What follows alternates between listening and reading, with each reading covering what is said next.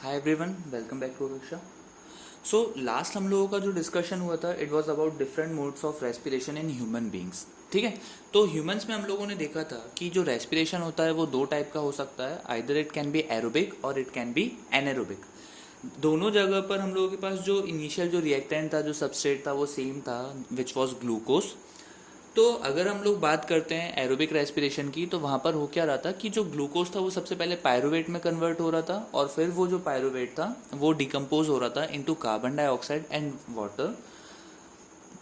ये जो प्रोसेस थी, इस प्रोसेस में 38 मॉलिक्यूल ऑफ एटीपी रिलीज हो रहे थे। और अगर हम एनारोबिक रेस्पिरेशन की बात कर रहे थे, जो कि मसल सेल्स में होता है चीफली, तो वहाँ पर जो ग्लूकोज था वो सबसे पहले पायरुवेट में कन्वर्ट होता है और फिर वो जो पायरुवेट है उसका इनकम्प्लीट डिकम्पोजिशन होता है इनटू लैक्टिक एसिड। तो ये तो हम लोगों ने लास्ट लेक्चर में डिस्कशन करा था। आज का हम लोगों का जो डिस्कशन है, आज हम लोगों का ये जो लेक्चर रहेगा, it will be covering anaerobic decomposition और anaerobic respiration in microorganisms. ठीक है, काफ़ी इंटरेस्टिंग टॉपिक है क्योंकि ये हम लोग जो टॉपिक पढ़ने वाले हैं, इस टॉपिक की इंडस्ट्रियल एप्लीकेशन काफ़ी ज़्यादा है। ठीक है, चलिए स्टार्ट करते हैं। पहले तो लास्ट क्लास में जो पढ़ा था उसको थोड़ा सा वाइंड अप कर लेते हैं। हम लोगों ने डिस्कशन करा था कि अगर हम ह्यूमंस की बात करें, किसकी बात करें बेटा, अगर अगर हम ह्यूमंस की बात करें तो ह्यूमंस में क्या होता है, ग्लूकोज जो रहता है, अगर इसका एरोबिक डिकम्पोजिशन हो, अगर इसका एरोबिक रेस्पिरेशन हो अगर ह्यूमंस में, तो यहाँ पर पहली बात तो ऑक्सीजन सफिशिएंट रहेगी और जो प्रोडक्ट बनेगा it will B carbon dioxide, water along with energy. और यहाँ एनर्जी हमको पता है कि वो किस फॉर्म में स्टोर होती है, तो मैं सीधे लिख देता हूँ along with, just one second,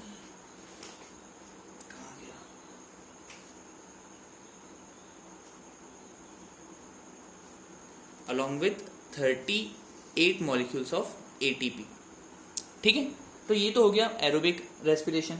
अगर एनारोबिक रेस्पिरेशन की बात करें ह्यूमंस में ही, तो वहाँ पर क्या होता है कि जो ग्लूकोज रहता है, एनारोबिक मतलब इनसफिशिएंट सप्लाई रहेगी ऑक्सीजन की, तो यहाँ पर बन जाता है लैक्टिक एसिड। और एनर्जी कितनी बनती है बेटा, एनर्जी बनती है equivalent to 2 molecules of ATP.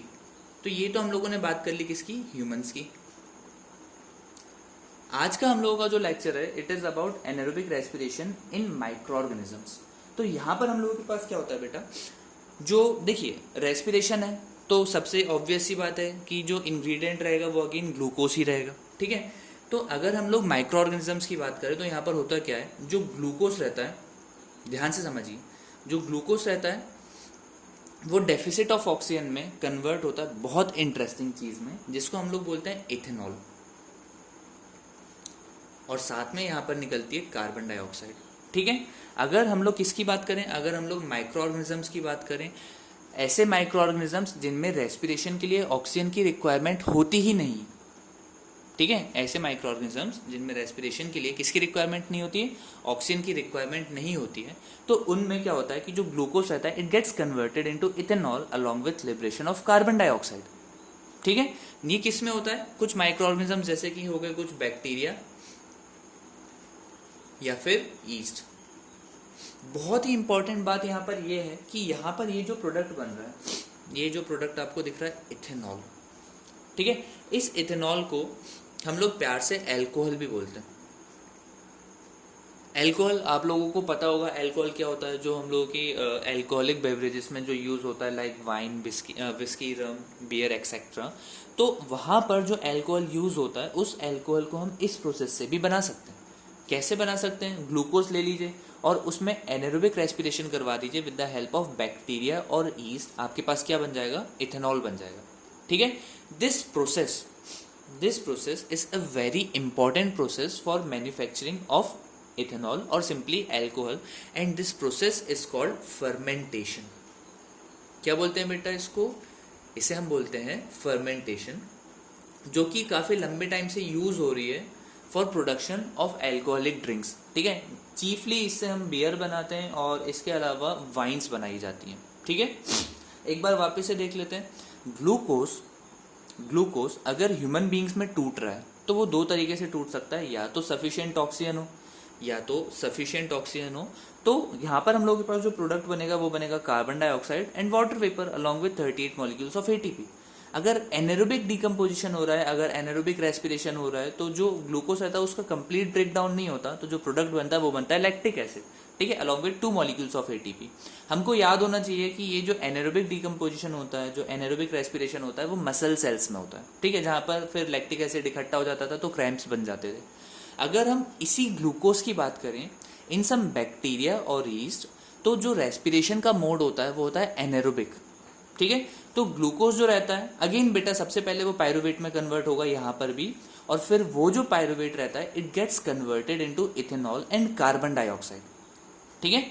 This process is called fermentation, the breakdown of glucose into first pyruvate and then into ethanol, ठीक है, along with carbon dioxide in some bacteria और yeast, the process is called fermentation, ठीक है। अब ये process की हम बात क्यों कर रहे हैं, क्योंकि यहाँ पर क्या बन रहा है बेटा, इथेनॉल बन रहा है, which is also called alcohol, ठीक है, जिसका हम लोग यूज करते हैं कहाँ पर, वाइन्स, विस्कीज एंड इन सारी चीजों में हम लोग यहाँ पर एल्कोहल का यूज करते हैं। इतना ठीक है, चलिए ये तो अच्छी बात है। थोड़ा सा डिस्कशन करते हैं कि ये जो एल्कोहल रहता है इसका प्रोडक्शन होता कैसे, ठीक है। देखिए इन जनरल अगर हम लोग बात करें किसकी, about the process of production of alcohol, तो ये जो रहता है ये हम लोगों से इतना ज़्यादा पूछा नहीं जाता है, but this is a relevant topic, ठीक है। मतलब अगर हम लोग यहाँ तक पहुँच गए कि हम ग्लूकोज से इथेनॉल बना सकते हैं, तो हमको ये भी तो जानना ज़रूरी होता है ना कि कैसे बना सकते हैं सर, क्योंकि साइंस के स्टूडेंट से पता होना चाहिए कि चीज़ें कैसे काम करती हैं। थोड़ा सा देखिए फंडामेंटल लॉजिक यहाँ पर क्या है कि हमारे पास ग्लूकोज होना चाहिए, ठीक है, ग्लूकोज होना चाहिए, इसके अलावा हम लोगों के पास ईस्ट होना चाहिए, और क्या नहीं होना चाहिए, हम लोगों के पास ऑक्सीजन नहीं होना चाहिए, ठीक है। 3 बहुत सिंपल सी चीज़ें। पहली चीज़ ग्लूकोज होना चाहिए या ग्लूकोज का कोई सोर्स होना चाहिए। अब ग्लूकोज क्या होता है, ग्लूकोज होता है कार्बोहाइड्रेट सर, ये तो पता होना चाहिए, ठीक है। ग्लूकोज हो गया कार्बोहाइड्रेट, तो हमको एक सोर्स चाहिए कार्बोहाइड्रेट का, ठीक है। इसके अलावा हम लोगों को माइक्रो ऑर्गेनिज्म चाहिए, कौन सा, या तो बैक्टीरिया चाहिए या तो ईस्ट चाहिए, तो जनरली हम यहाँ पर ईस्ट का यूज करते हैं, ठीक है, मार्केट में अवेलेबल होता है ये। और साथ में हम लोगों को ऐसी कंडीशन चाहिए जहां पर ऑक्सीजन ना मिले, तो उसके लिए क्या करेंगे, एयर टाइट कंटेनर ले लेंगे, दैट्स इट, ठीक है। चलिए देखते हैं इंडस्ट्रियली होता कैसे। तो सबसे पहली चीज जिसकी हम लोगों को रिक्वायरमेंट होती है वो होता है कोई भी सोर्स जिससे हम लोगों को कार्बोहाइड्रेट मिल पाए, स्टार्च मिल पाए, ठीक है। तो इन जनरल हम लोग क्या लेते हैं, या तो व्हीट लिया जाता है, या तो व्हीट ले सकते हैं, या तो और बताइए ऐसा क्या होता है जिसमें काफी सारा कार्बोहाइड्रेट होता है, तो पोटैटो ले सकते हैं सर, ठीक है। इसके अलावा हम लोग बार्ले ले सकते हैं। बार्ले को मैं थोड़ा अलग से लिख रहा हूँ, क्यों, क्योंकि बार्ले इन जनरल यूज करा जाता है, ठीक है। अभी हम लोग यहाँ पर प्रोसेस की डिस्कशन कर रहे हैं कि जो बियर का डिस्कशन कर लेते हैं, ठीक है। वाई बियर, बिकॉज अगर हम लोग जैसे बियर की बात करें तो दुनिया में सबसे चीफ जो ड्रिंक्स का यूज करा जाता है, मतलब सबसे चीफ ऐसी चीजें जिनको हम पी सकते हैं, एक होता है, एक हम लोगों के पास हो गया वाटर, ठीक है, और ऐसे ही 2-3 चीजें और भी होती है, और उनमें एक जो चीफ बेवरेज होता है वो बियर भी होता है। तो थोड़ा सा डिस्कशन कर लेते हैं कि बियर का प्रोडक्शन होता कैसे। तो सबसे पहले तो हम लोगों ने एक सोर्स ले लिया कार्बोहाइड्रेट का, which can be either wheat और पोटैटो या फिर बार्ले, ठीक है। मतलब आप कुछ भी लो, यहां पर आपके पास जो सोर्स है it should be rich in carbohydrates. तो यहां पर लिख लेते हैं हम लोग नीचे कार्बोहाइड्रेट रिच, ठीक है। सबसे पहले क्या करा जाता है, जैसे हम लोग अगर बियर की प्रोडक्शन की बात करें तो जो बार्ले रहता है इसको हीट किया जाता है, ठीक है। तो इसको हमने कर दिया हीट, किसमें, वाटर में। मतलब कि आपने एक मिक्सचर बनाया बढ़िया से बार्ले का वाटर में, और फिर आपने उसको क्या कर दिया, हीट कर दी। अब जब आपने बार्ले को हीट करा तो यहां पर आपको मिल जाता है माल्टोस, यहां पर हमको मिल गया माल्टोस। अब सर माल्टोस क्या होता है, एक आपके पास होता है बेटा क्या, शुगर, ठीक है, एक आपके पास होता है शुगर, सुक्रोज, जिसको हम बोलते हैं C12H22O11। उसी टाइप की एक और शुगर हम लोगों के पास होती है माल्टोस, और इसका भी फॉर्मूला होता है C12H22O11। एक्चुअली में देखिए माल्टोस होता क्या है, आपके पास ग्लूकोज होता है, ग्लूकोज क्या होता है C6H12O6। अगर आप 2 ग्लूकोज की यूनिट्स ले लें, ठीक है, तो आपके पास बनना चाहिए सर C12H24, ऐसा टाइप का कुछ बनना चाहिए, ठीक है। देखिए होता क्या है, जब दो ग्लूकोज एक दूसरे के साथ कंबाइन करते हैं तो कार्बन डाइऑक्साइड का एक मॉलिक्यूल निकल जाता है और आपके पास बन जाता है माल्टोज। तो अगर आप मन की आंखों से माल्टोज को देखेंगे तो यहाँ पर आपको दो ग्लूकोज दिख जाएंगे, ठीक है। तो ये तो हमने सबसे पहले क्या करा बेटा, बार्ले को हीट कर दिया in the presence of water, जिससे हम लोगों के पास क्या बन गया, माल्टोज बन गया। और माल्टोज में हमको पता है सर, माल्टोज में एक्चुअली माल्टोज नहीं है, माल्टोज में अंदर क्या है, दो मॉलिक्यूल हैं किसके, ग्लूकोज के, ठीक है। अब यहां से आपके पास ग्लूकोज मिल गया, अब आपको किसकी जरूरत है बेटा, ईस्ट की जरूरत है, ठीक है। तो माल्टोज में क्या करते हैं, माल्टोज में ईस्ट को ऐड करते हैं, माल्टोज में हमने ईस्ट को ऐड कर दिया। और यहां पर ध्यान से समझना, ईस्ट को ऐड करने से काम नहीं होगा, एक चीज जो हमको नहीं चाहिए वो क्या है बेटा, ऑक्सीजन। तो इसीलिए हमने क्या करा, माल्टोज में ईस्ट को ऐड करा और हमने एयर टाइट कंटेनर रखा। कैसा कंटेनर रखा है, एयर टाइट कंटेनर रखा है, so that oxygen will be absent. और अगर ऑक्सीजन प्रेजेंट नहीं होगी तो कैसा रेस्पिरेशन होगा, एनारोबिक रेस्पिरेशन होगा। अब जब एनारोबिक रेस्पिरेशन होगा in the presence of east तो क्या बनने वाला है बेटा, एनारोबिक रेस्पिरेशन हुआ in the presence of east, तो यहाँ पर हम लोगों के पास बन जाता है इथेनॉल। क्या बनता है, यहाँ पर लिख लेते हैं। तो ईस्ट की प्रेजेंस में जब माल्टोज का ब्रेक डाउन हुआ तो यहाँ पर हम लोगों के पास बन गया इथेनॉल। और साथ में क्या बनेगा बताइए, साथ में बनती है कार्बन डाइऑक्साइड, ठीक है। तो ये जो प्रोसेस है यहाँ पर आगे कंटिन्यू हो रही है। अब कार्बन डाइऑक्साइड बनती है, इसका कैसे प्रूफ मिलेगा, देखिए बहुत सिंपल सी बात है। हम कभी भी अगर जैसे क्लास में फर्मेंटेशन परफॉर्म करते हैं, बहुत इजीली कर सकते हैं बेटा, कुछ नहीं चाहिए रहता है। आप पोटैटो वगैरह ले लीजिए, ठीक है, उसको थोड़ा सा हीट करिए, उसमें ईस्ट डाल दीजिए।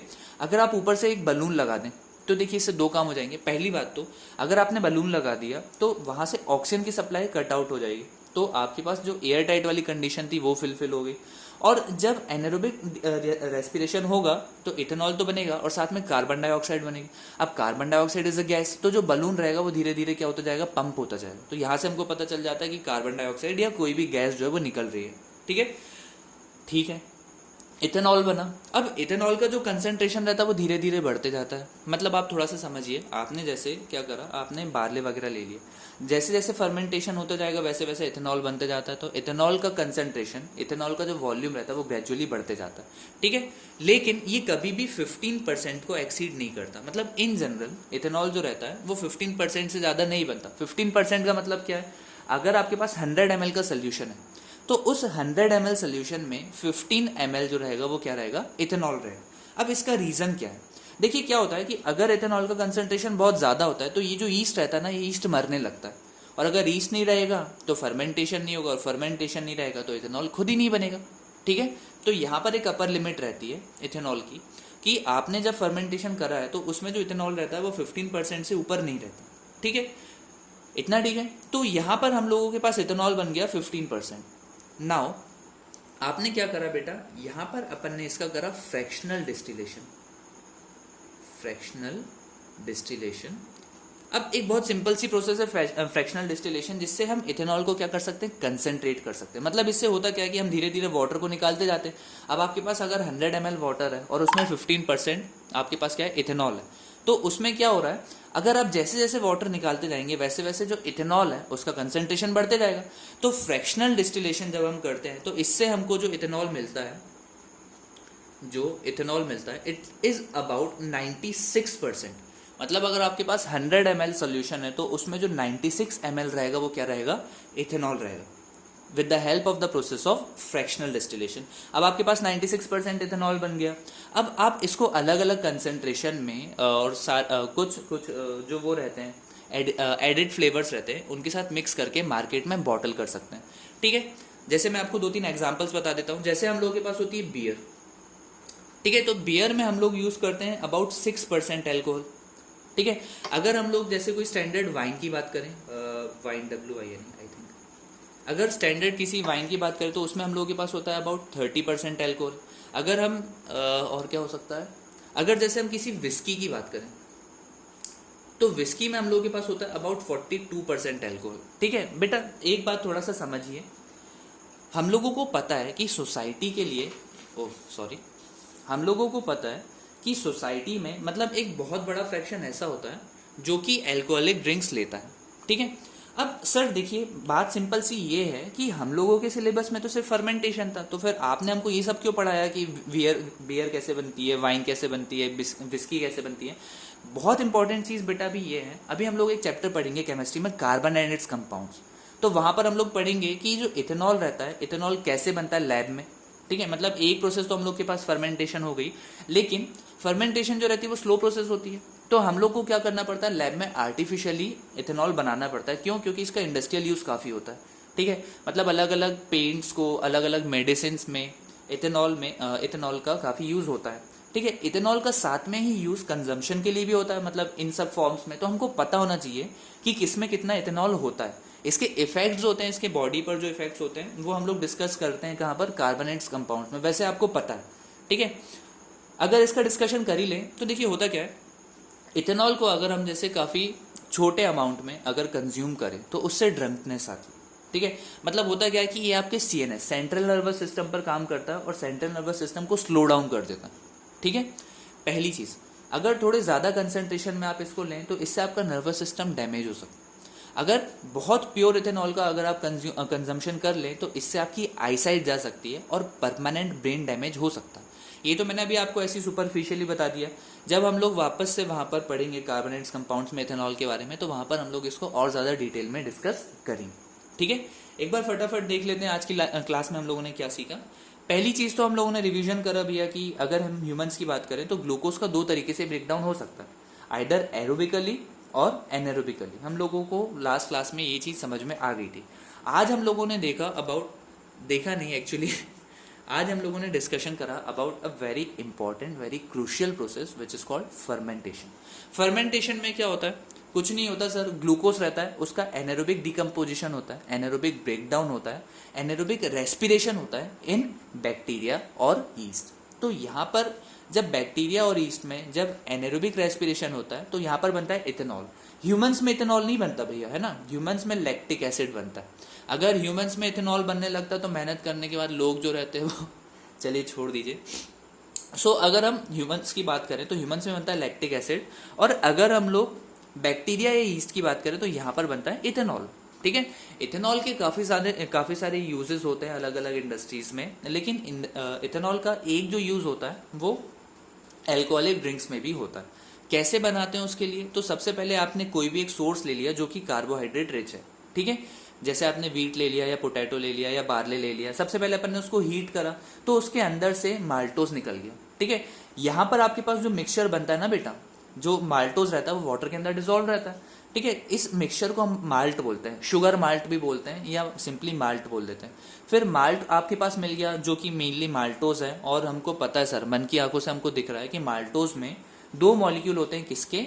ग्लूकोज के, जो कि एक दूसरे से कंबाइंड रहते हैं। ठीक है, तो माल्टोज में अपन ने जब ईस्ट को ऐड करा और इसको एयरटाइट कंटेनर में रख दिया तो आपको मिल गया इथेनॉल, जिसका कंसंट्रेशन धीरे धीरे बढ़कर कितना पहुंच जाता है, 15% तक पहुंच जाता है, लेकिन कभी 15% को एक्सीड नहीं करता, क्योंकि अगर 15% से ज़्यादा इथेनॉल आपको मिल गया तो जो ईस्ट रहता है वो खुद ही मरना चालू हो जाता है। ठीक है, तो अगर ईस्ट मरना चालू हो जाएगा तो उसके कारण फिर आपके पास आगे प्रोसेस ही नहीं होगी फर्मेंटेशन की।